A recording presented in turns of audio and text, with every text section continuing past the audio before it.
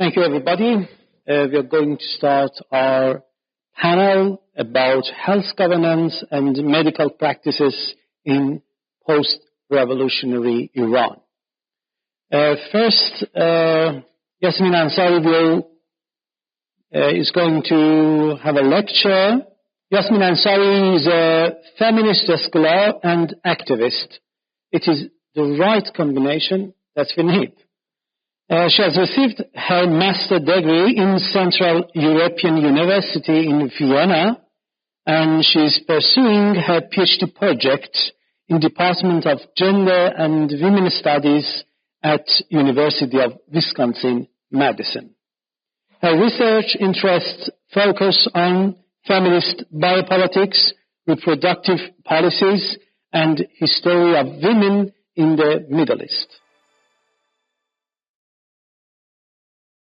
Hello everyone, good afternoon to those of you who are attending this panel in person in Frankfurt. My name is Yasmine Ansari. I'm very grateful for this opportunity to share my research on the history of reproductive governance in Iran with you today. In 1994, at the International Conference on Population and Development held in Cairo, delegates from 179 countries, including the Islamic Republic of Iran, came together and adopted a program of action which, for the first time, recognized reproductive health as a fundamental human right. By adopting the ICPD program of action, the Islamic Republic is committed to ensuring that women and girls not only have access to comprehensive reproductive health information and services, but also that they are able to make fully informed decisions free from violence, discrimination, and coercion about their reproductive bodies and lives. However, 18 years after Cairo, in response to the rising concern over the declining trend in population growth, the state-funded family planning program, the very same program that was internationally highly praised for improving Iranian women's access to reproductive health information and services, was repealed after more than 2 decades in 2012. Furthermore, a few highly controversial perinatalist bills, such as the Rejuvenation of the Population and Support of the Family Bill, that outlaw the free distribution of contraceptives, prohibit voluntarily sterilization, and expand the role of security agencies in monitoring the reproductive practices of the populace, were ratified by the Iranian parliament in the following years. So, giving you these contexts, today I'm going to talk about the transformations of reproductive politics in post-revolutionary Iran. I will talk about factors which explain the Islamic Republic's shifting political rationalities within the domain of population and reproduction over the last 5 decades. And in particular, I will talk about the recent shift in the Islamic Republic's population and reproductive policies and its potential impacts on women's reproductive health and lives. So, what is reproductive governance? Reproductive governance refers to the mechanisms and ways through which various historical actors, such as states, religious authorities, corporations, or non-governmental organizations, produce, monitor, and regulate reproductive behaviors and practices.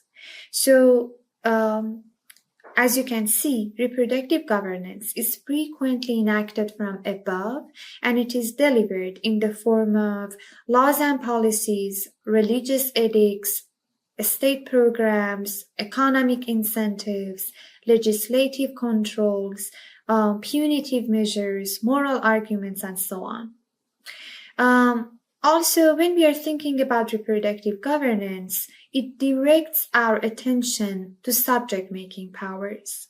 In this context, the power to make subjects is the power to promote and privilege certain kinds of reproductive subjects and subjectivities, certain kinds of reproductive desires, behaviors, practices, experiences, and decisions, while stigmatizing and or criminalizing others. So in what follows, I will briefly talk about the history of reproductive politics in pre-revolutionary Iran, and then I'll offer a new periodization of post-revolutionary Iran based on the different regimes of reproductive governance enacted since 1979. I will distinguish three periods in the history of reproductive politics in the post-revolutionary era, and I will discuss the objectives and provisions of the population and reproductive policies, along with various strategies employed by the Islamic Republic to manage the population size and reproductive practices, behaviors, and bodies in each period. So, okay, let's start with reproductive governance in pre-revolutionary Iran. The new Malthusian regime of reproductive governance, namely the belief that fertility reduction leads to socioeconomic development, was initially enforced in Iran as part of the White Revolution and broader modernization efforts under Shah Mohammad Reza Pahlavi in the mid-1960s. During this period, a population-level decline in birth was presented as a necessary feature of modernity. I would say that the economization of fertility is another feature of this period, and by economization of fertility, I mean the incorporation of fertility into development and economic planning projects. So at this time, the imperial government tied its identity as an emerging capitalist modern state to demographic goals and adopted antinatalist population norms into its modernization project to lower fertility levels. Accordingly, the first family planning program under the rubric of economic development was launched in Iran in 1967. The introduction of the family planning program in 1967 coincided with the enactment of the first family protection law, which, among other measures, increased the legal age of marriage and limited the practice of polygyny. Furthermore, in 1973, the Iranian parliament reformed restrictive sterilization laws and legalized abortion. Despite substantial financial support and the involvement of several international organizations, the pre-revolutionary family planning program was not an overall success. So we can see that on the eve of the 1979 revolution, the annual population growth rate was still high at more than 2.7%, and each woman was still giving birth to more than 6 children. The first period in the history of reproductive governance in post-revolutionary Iran that I want to talk about spans from 1979, the establishment of the Islamic Republic, to 1989. In this decade, we can mark a dramatic shift to a pronatalist regime of reproductive governance, which eventually led to a baby boom. In the aftermath of the 1979 revolution, benefiting from the dominant anti-imperialist and anti-Western tendencies of the time, the new Islamic government propagated the idea that family planning was a Western plot and an existential threat to the Iranian nation. As the new regime plunged almost immediately into a bloody and long war with Iraq in 1980, population growth was elevated to a security issue.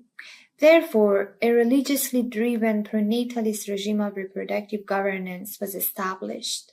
Subsequently, the pre-revolutionary family planning program was suspended, abortion was outlawed, and contraceptives became very difficult to obtain. Working within the pronatalist discourse of people as power, religious and political leaders stressed the importance of a large population as a sign of strength for the Islamic Republic. They declared procreation to be the most important duty of Iranian women, so great emphasis was placed on women's roles as the biological and cultural reproducers of the family and nation. Women were encouraged to fulfill their natural role as mothers and bear more children to support their vanguard anti-imperialist government against enemies. Despite the heavily damaged infrastructure and a scarcity of resources due to the prolonged war, the government continued providing essential food items and subsidized products based on the size of families and number of children. Therefore, it can be argued that these economic incentives, which were crucial in wartime, indirectly affected the reproductive behavior of the populace. As a result, we can see a significant population growth from 34 million to 49 million in just one decade. So by the end of the Iran-Iraq War in 1988, concerns over the grave consequences of unchecked population growth and its implications for the stability and survival of the Islamic Republic increased. Government officials, ministers, and policymakers warned that the nation's limited resources could not support the high costs of social and welfare services, as well as those of the post-war reconstruction project. They stressed that taking immediate action to curb the high fertility rate was crucial. Consequently, a committee comprising ministers, economists, and health professionals held meetings with religious authorities to deliberate on the gravity of the population issue and garner their support for reinstating the family planning program. Eventually, a decade after the revolution, the Iranian government, persuaded by the perceived correlation between economic development and population growth, and with the endorsement of Ayatollah Khomeini, underwent a significant departure from its previously held prenatalist stance. Subsequently, the Islamic Republic reversed its course and, wholly consistent with the global population and development discourse, launched the National Family Planning Program in December 1989. This initiative was followed by the Iranian parliament's ratification of the Population and Family Planning Bill in May 1993. Subsequently, a huge media campaign to popularize an image of the modern Islamic Iranian family, which consisted of a husband, a wife, and 2 children, was launched, and the pre-revolutionary motto, fewer kids, better lives, or فرزند کمتر زندگی بهتر, once again appeared. Moreover, the Ministry of Health was given the mandate and unlimited resources to provide contraceptive services free of charge to all married couples through urban clinics and rural health houses. Another important measure taken by the Ministry of Health was to involve and train thousands of local midwives who acted as family planning advocates and proved to be very effective in reducing maternal and child mortality and increasing the prevalence of contraceptive use in rural and remote areas. In line with these efforts, religious leaders also played a decisive role in advocating small family norms and convincing the low-income rural and conservative segments of the population to accept and practice birth control measures.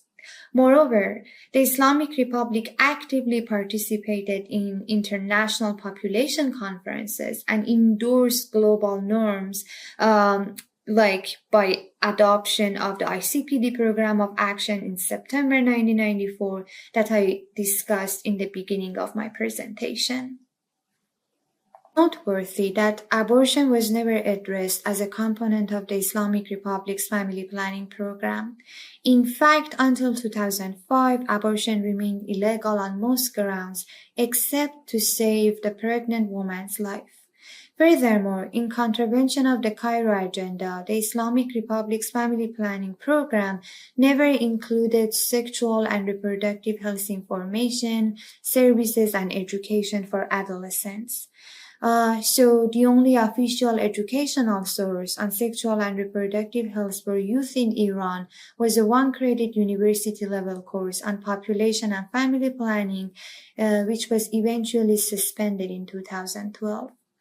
Arguments over the abolition of the National Family Planning Program started in 2005 when the prenatalist and conservative government of Mahmoud Ahmadinejad assumed power, and the dispute got intensified after the publication of the results of the 2006 national census, which indicated a significant decline in the total fertility rate and population growth. It also coincided with Iran's nuclear escalation and the imposition of international economic sanctions. So a wide range of conservative authorities and policymakers expressed their increasing concern about fertility dropping to below replacement levels and its implications for aging population, economic development, and national security. In a number of speeches, President Ahmadinejad repeated Ayatollah Khomeini's prenatalist demographic vision of the early 1980s. He acclaimed family planning as a Western plot and stated that the country had the capacity to support a population of up to 120 million. However, the key turning point was the 2012 speech by the Supreme Leader Ayatollah Ali Khamenei, who called for a shift to a prenatalist regime of reproductive governance. So, in July 2012, in a nationally televised speech, Ayatollah Khamenei did something unusual. He publicly admitted for the first time to having made a mistake by approving the existing National Family Planning Program and population policy.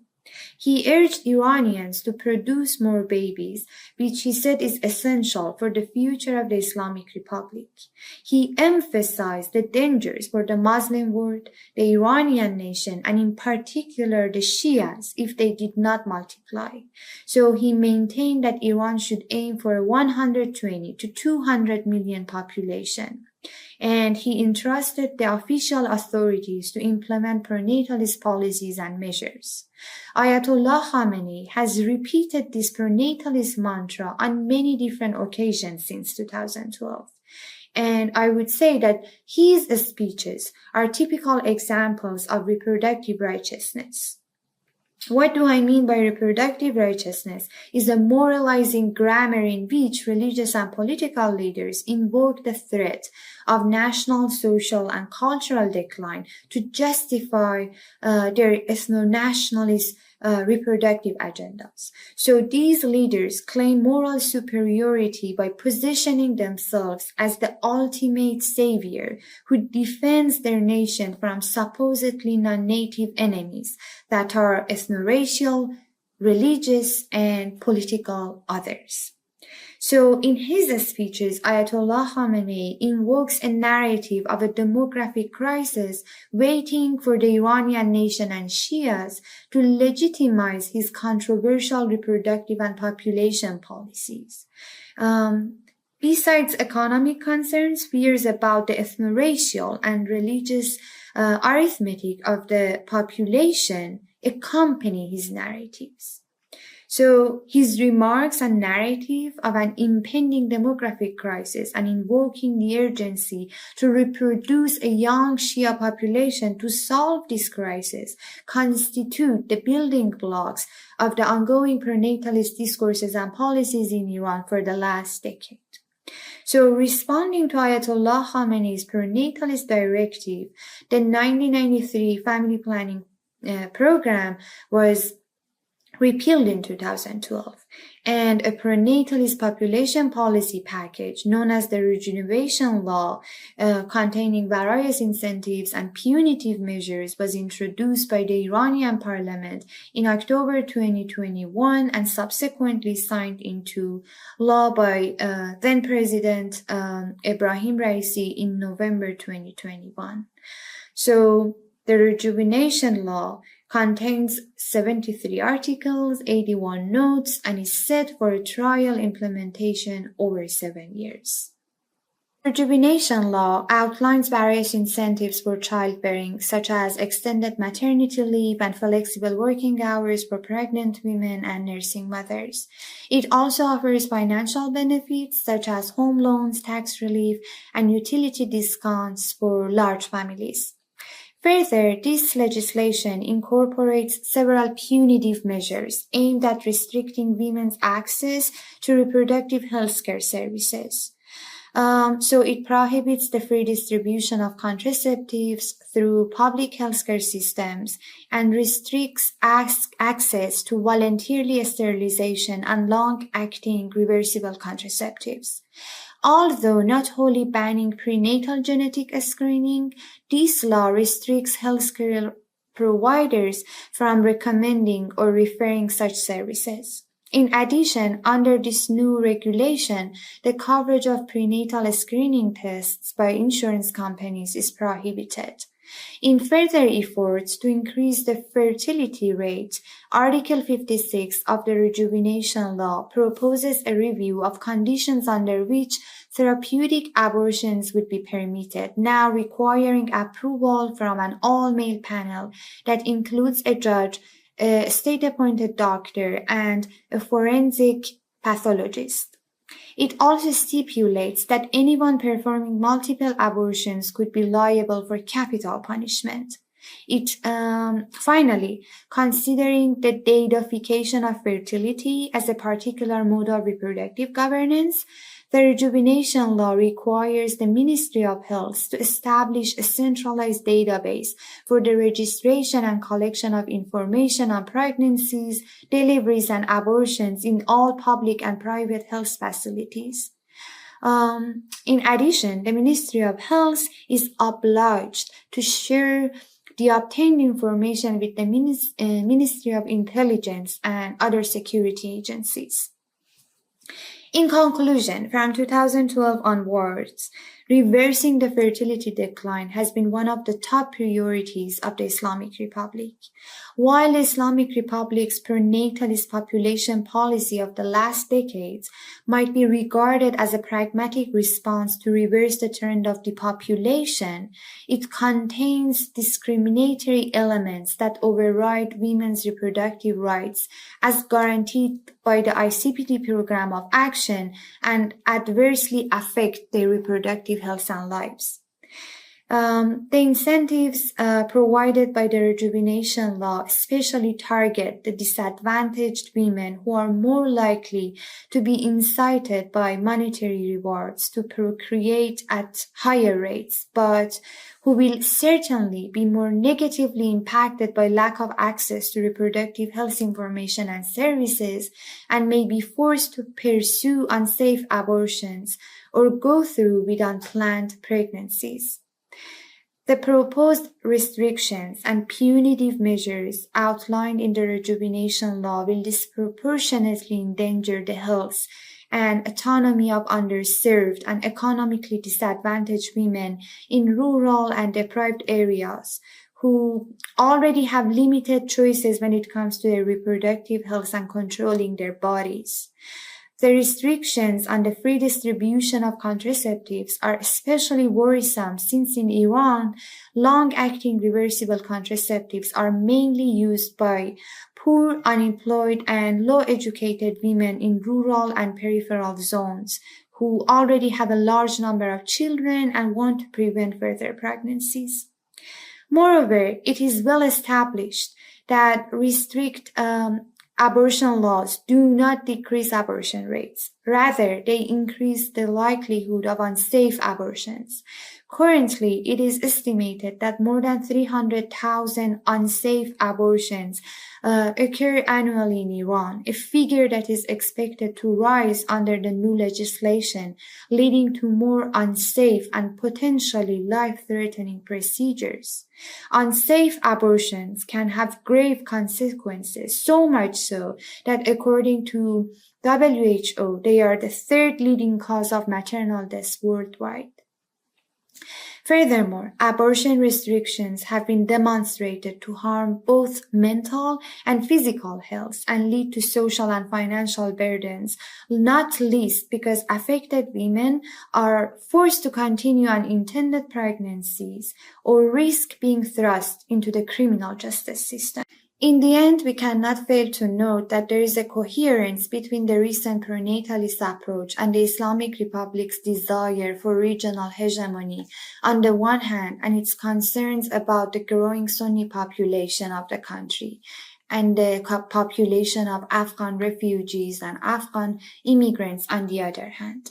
So, over the last decade, different male actors and officials in state institutions have been using the same reproductive grammar as Ayatollah Khamenei to address the population crisis in Iran.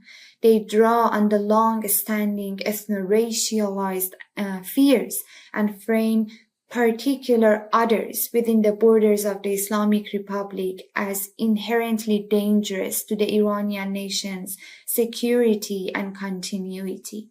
We can see that in recent years, Iranian intelligence and security agencies and religious authorities have stated that the increase in the population of Afghan refugees and immigrants, as well as Sunni population in Kurdistan and Baluchistan, is among the factors that threaten the national security of the Islamic Republic, and urge that a longer Shia population not only aid economic growth, but will strengthen the geopolitical situation of the country. Lastly, while antinatalist and perinatalist regimes of reproductive governance appear to be seemingly opposite, they contain similar goals, defining and regulating desired and undesired population growth. In other words, the Islamic Republic's regulation of women's reproductive capacities in the post-war era, which was shaped by a new concern for rapid population growth and which allowed abortion in case of severe health complications, was not different from the regulatory attempts of the Pahlavi era when viewed from the aspect of the initial goal. In other words, both pre- and post-revolutionary antinatalist regimes of reproductive governance were motivated by an incentive to promote family planning in order to decrease population growth, not by a concern for women's reproductive health and their autonomy over their bodies. Thank you, Yasmine. Yasmine provided us overview the governance policy over reproduction health in this past 6 decades. I'm going to introduce Pardis. Pardis is our next lecturer here. Pardis is a medical anthropologist and researcher specializing in healthcare systems and policy in Iran. Her PhD thesis involved extensive ethnographic research in the field of transplant medicine, with a particular focus on Iran's healthcare landscape post-1979 revolution. Pardis, we are ready to hear. Thank you. Okay. Hi again. So before I dive in, I would like to thank everybody for being here. I can imagine how much you miss the fresh air of Frankfurt now, so I do my best to make it as quick as possible.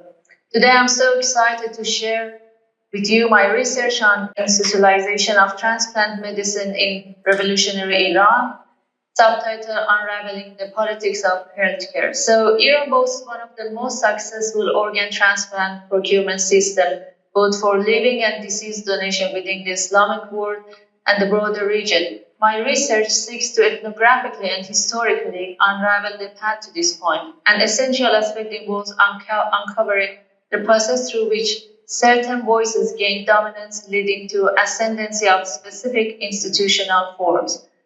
So by drawing a constellation of various discourses, ideas, and stakeholders, this investigation aims to discern how these have contributed to the planning and institutionalization of transplant in post-revolution Iran. Globally speaking, in the 1970s and 1980s, organ transplant represented a highly complex and demanding medical procedure. The ability to replace a failing organ with a healthy one was viewed as a remarkable achievement of modern medicine, with high-profile cases and successful surgeries often featured in global news, contributing to the perception of transplant as cutting-edge medical miracle.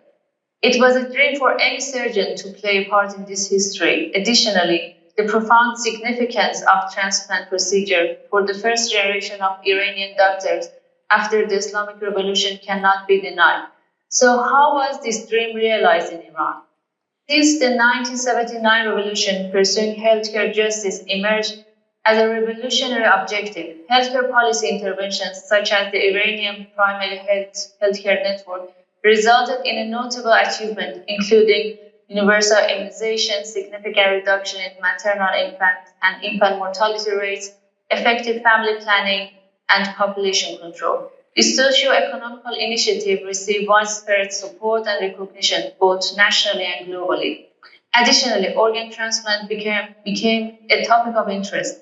The age limit to receive dialysis treatment was removed in an attempt to pursue healthcare justice. It is also widely acknowledged that Ruhollah Khomeini, the leader of the revolution, held a favorable view of modern biomedicine and biomedical technologies. His fatwas or Islamic legal ruling on gender reassignment surgery, brain deaths, and organ donation and living kidney donation are among the most noteworthy examples that shed light on the integration of Islamic jurisprudence with biomedical knowledge and practice in revolutionary Iran. The religious support for this advancement was particularly notable among Shia clergy, significantly facilitating the integration of these medical interventions into the broader social framework and ethical development.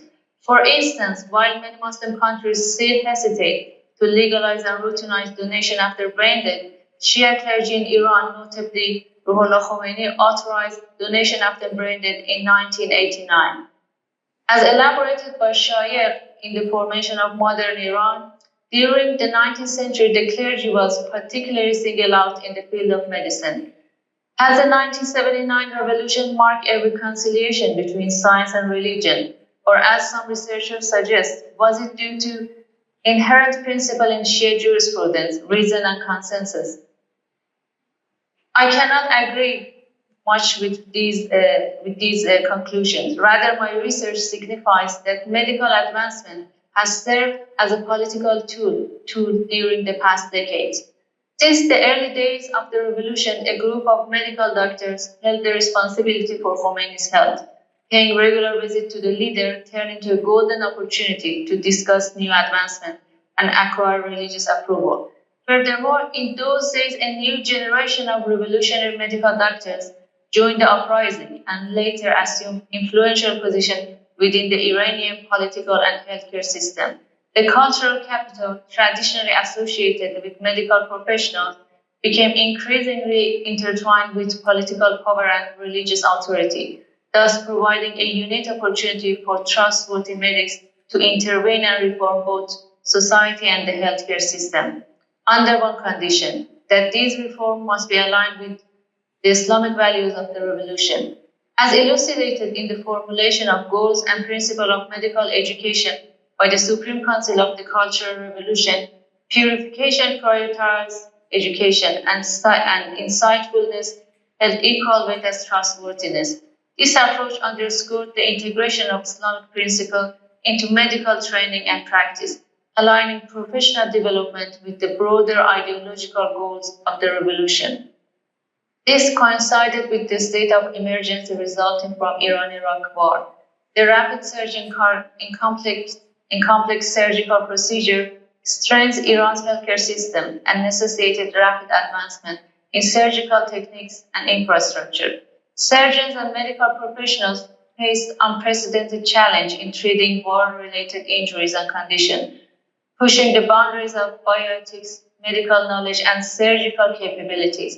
The intersection of religious endorsement and medical necessity was coupled with the ideology of self-sufficiency in the light of the Western-imposed sanctions. Iran turned into a dreamland for medical imaginations and surgical innovations. However, transplant medicine in Iran became a field of opposing opinions and approaches as well. Dr. Iresh Fazil and Dr. Nassim Simfurush stood as pioneering figures in revolutionary Iran's transplant field, each leaving distinct legacies in institutionalization of organ transplant in the country that shaped societal perceptions, norms, and values. They also played pivotal roles in establishing and institutionalizing organ donation practices in the country. Despite sharing overarching goals of advancing medical standards, achieving self-sufficiency, and enhancing healthcare excellence, their approaches diverged enormously. Due to the shortage of dialysis equipment and the absence of disease donation system, patients suffering from end-stage renal failure had to either apply for a limited public funds to travel abroad to receive a donation or face the poignancy of the gradual death.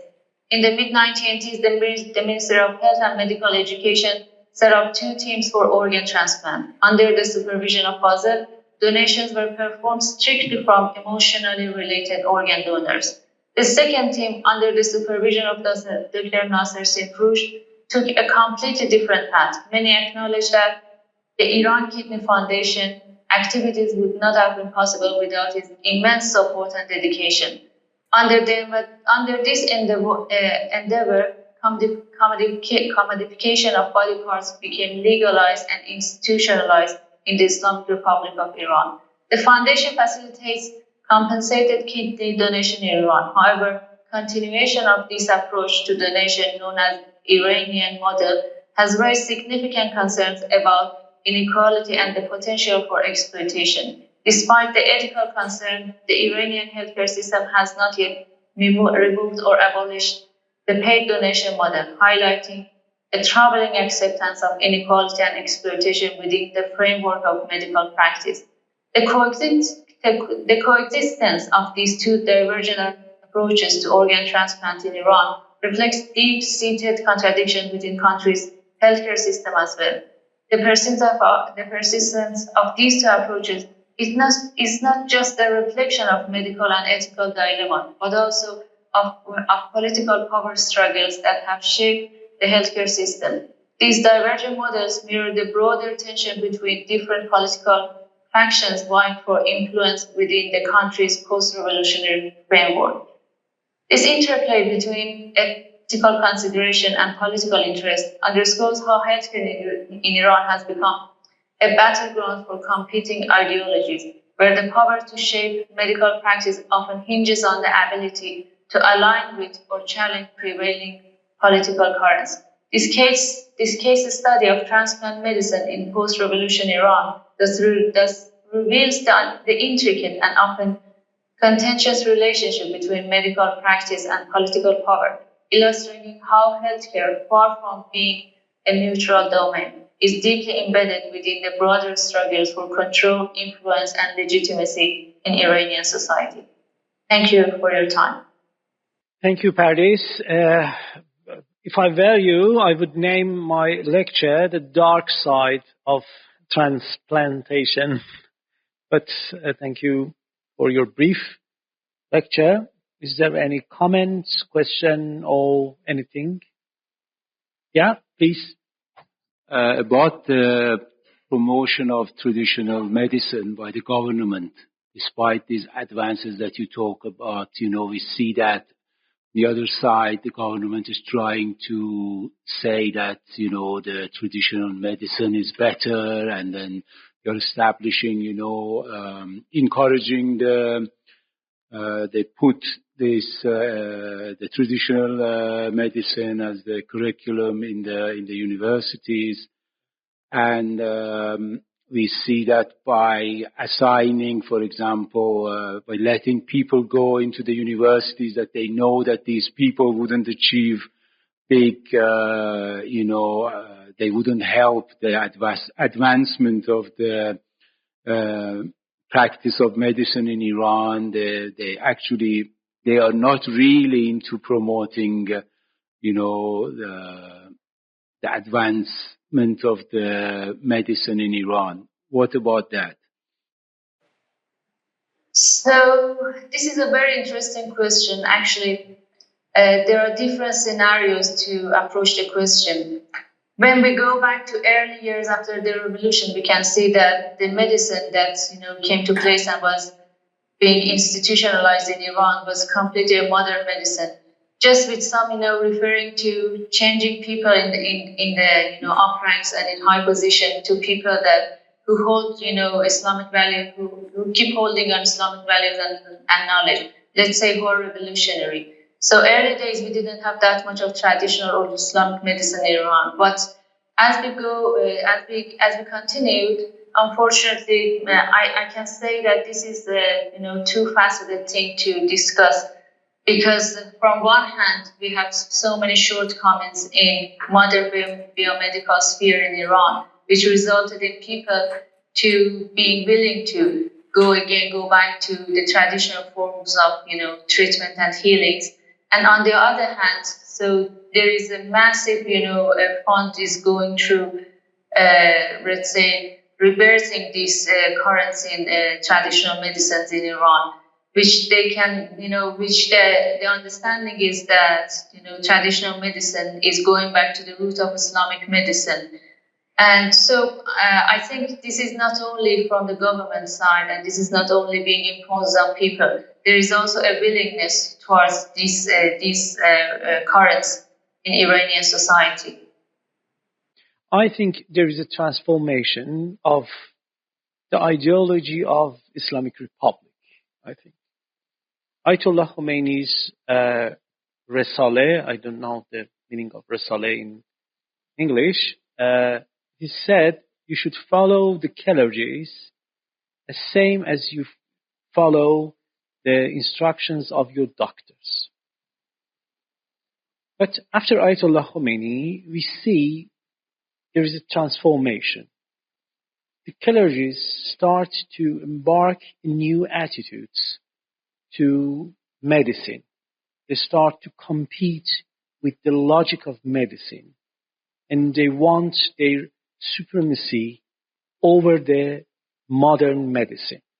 It's a revision of their ideology, Islamic ideology, I think, because the charismatic of Ayatollah Khomeini changed to a traditional, non-charismatic authority of the new supreme leader. So they need some parts of traditional views to reinforce their new governments and new supremacy. So I think it's a transformation of the ideology, Islamic ideology at the first decades of Islamic Republic and nowadays ideology. I mean, there is we hear in the social media or in the debate in the government, in the news that recently they talked that the majority of the students who are accepted in concours, she's gone, by accepting these students into the medical schools, that they are not really qualified, but they are pro-regime. These policies are not going to be achieved, They are not going to be brilliant surgeons or brilliant doctors to do this like this advanced surgeries. So, you are meaning the positive discrimination for the family members of yes, by Sahmiya, what is called Sahmiya. Positive discrimination. So, and by promoting the traditional medicine, by attacking actually the science, we hear that, they give, for example, they invite doctors that very openly advocate pseudoscience, attack the chemical medicine. They say that these are really not good, they're harmful, and they promote the idea, this conspiracy theories almost that, the medical, pharmaceutical companies are selling these medicines, the Western countries are, making benefit and, these kind of things. So I think I see a contradiction with this policy, So Iran's healthcare is full of contradictions. It's not surprising. But the point is, so I think this is mostly a part of Iranian regime's propaganda and how they are, trying to achieve their legitimacy. During the time I was working, I worked as a volunteer for nearly 3 years in an educational hospital in Tehran. So, I was working in cardiac surgery unit. I was working in transplant unit, internal medicine unit. I have never encountered a person telling me that, so I'm a traditionalist or I'm expertising traditional medicine. So I think some part is being media, some part is a huge fund, going through this way to gain money and gain legitimacy again. And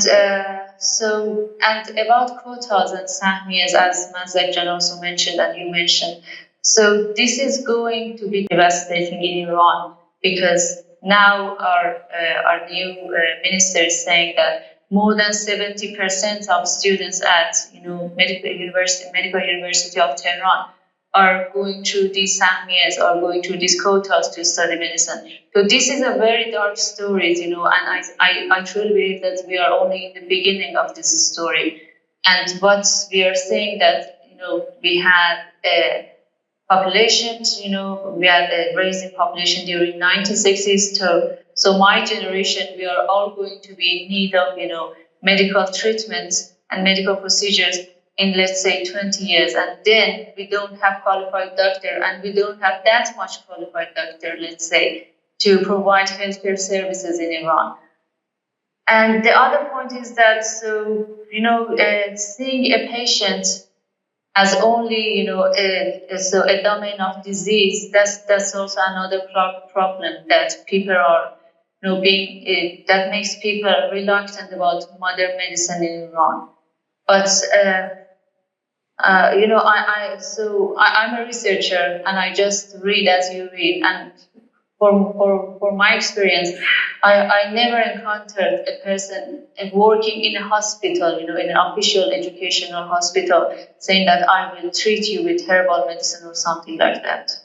So thanks for the nice presentation and also great research. I really loved it. But somewhere in the beginning, I think you mentioned that so they realized in the beginning of the revolution that medical intervention can be used as a political instrument. Am I right? Did I understand it correctly? Yeah. And but it was not clear to me that what sort of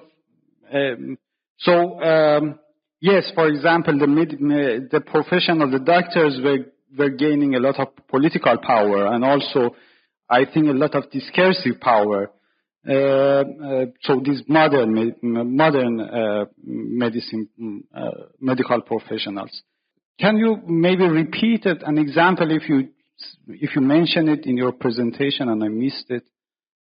So the good example is the population of Iran. So, with advancing medicine, with providing, sufficient, immunization, healthcare services to mothers and everything like this.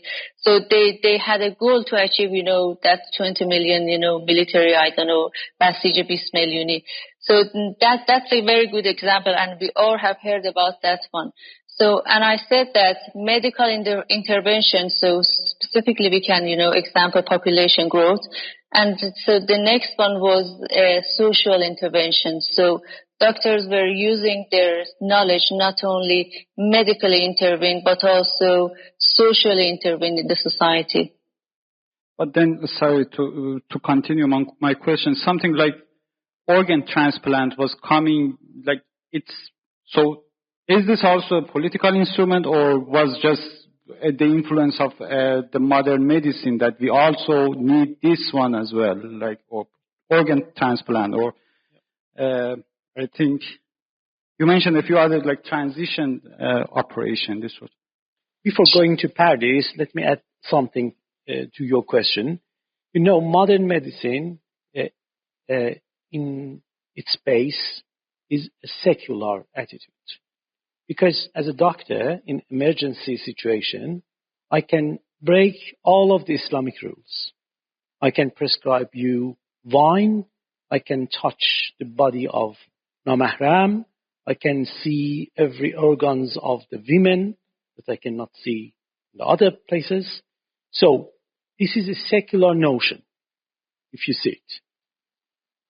Nowadays, especially in these past 10 years, the traditional attitudes comes from Ravazadeh or other pseudo-doctors is kind of undermining modern issues, secular issues. And I think it is political. So let's go to Pardis and see what's your idea.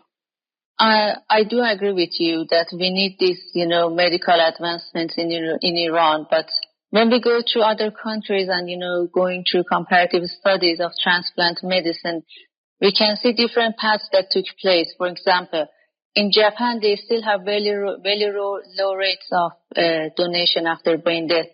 And it's because of their culture. They respect their culture. And what was missing in Iran so the transplant was being done in Iran without being, legalized. That's the problem. The first transplant after brain death happened in Iran without having, legal procedure to approve the whole procedure. So that is the issue. And so what I'm highlighting in here, that because of these, state of emergency, sanctions, revolutions coming into power and everything. So that's what I'm calling a constellation. This change in medical sector happened in Iran so quickly and without, having for example, our society. So our society was not well aware of the situation, the decisions they are making, the procedure of transplant, of donation. So they had no clue of what they're going through. And this is from one of those, top-down transformation in Iran's medical history as well. All right. So I missed a big part of your presentation, and I'm apologizing for that. I'm going to watch the recording. At least all of them. Yeah, exactly. But this conversation brought to my mind Ruyan, Pajveshkade Ruyan, and what they're doing there, which is kind of like in line with you're talking about. Because when you look at the type of research they're doing, the permissions they got to do all of those researches, that a lot of them are, kind of on a blur line of morality in other contexts, in other countries. And it feels like, that's a really prominent example of justifying any kind of research for their own political or any medical intervention for their own political aims. Is that a correct understanding of it? Yeah, totally correct. That's a very good example of medical intervention after a revolution in Iran. And how the boundaries of bioethics was pushed to make some imaginations realized. Yeah, that's a very good example, Ruyan. And so we cannot just be, I totally understand the value of these achievements, but there is a downside as well that we need to reflect on it as well. And this is my job as an anthropologist to find those parts. Yeah, and you may know that Iran is the so-called paradise of transgender surgeries, and can easily, not so easily, but rather easily, you can compare it to Catholic states in South Europe. You can change your identity and gender to another gender if your doctor approved it. But nowadays they are going to change it radically. Thank you very much, Pardis John. Thank you very much.